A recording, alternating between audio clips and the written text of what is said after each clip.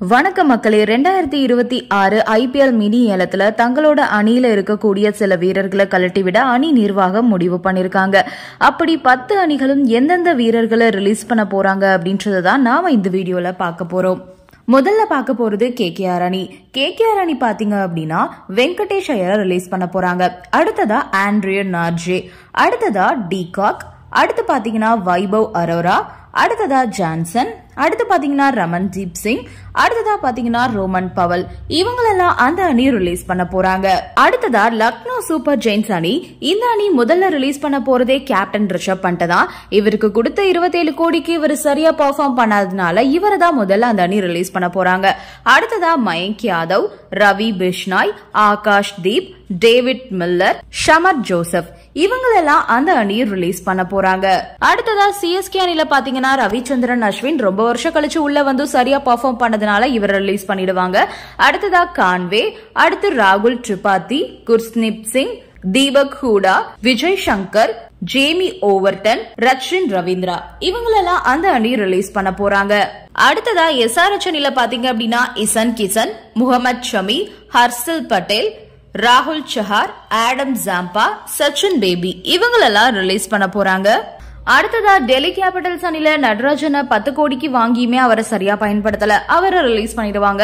அடுத்ததா jack Fraser megger, அடுத்ததா முகேஷ் குமார், அடுத்து Faf du Plessis, Chameera, Harry Brook, Mohit Sharma, Ferreira இவங்களெல்லாம் அந்த அணியை ரிலீஸ் செய்ய போறாங்க.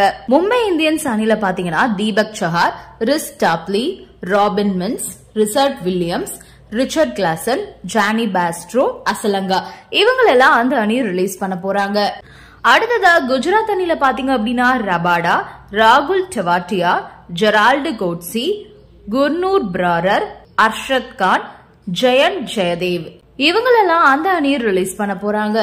அடுத்ததா பஞ்சாப் கிங்ஸ் அணில Maxwell, Yash Thakur, Hardie, Vishnu Vinod, Marcus Stoinis, Kyle Jamieson இவங்களெல்லாம் ரிலீஸ் பண்ண போறாங்க அந்த அணி.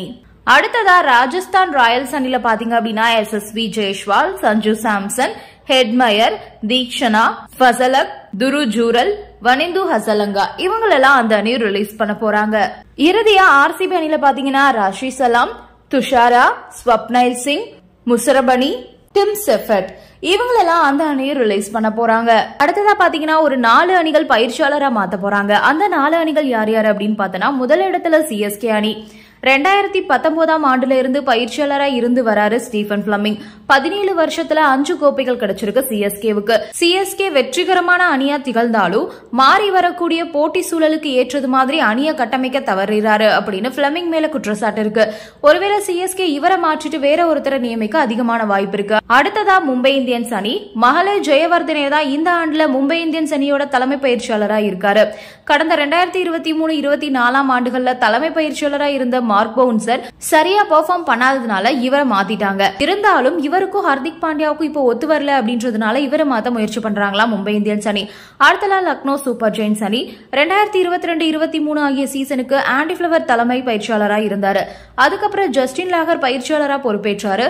ஆஸ்திரேலியா அணிக்கு புத்துயிர் ஊட்டிய கையோட லக்னோ அணிக்கு வந்திருந்தாலுமே கடந்த 2 சீசனா லக்னோ அணி பிளே ஆஃப் போகல. இந்த சூழல இவருக்கு பதிலா தற்போது ஆலோசகரா இருக்கக்கூடிய ஜாகிர் கானியை தலைமை பயிற்சியாளர் நியமிக்க அந்த அணி முடிவெடுத்திருக்காங்க. அடுத்ததா ராஜஸ்தான் ராயல்ஸ் அணி. இந்த அணி தலைமை பயிற்சியாளரா மாற்ற 1% மட்டுமே வாய்ப்பு இருக்கு.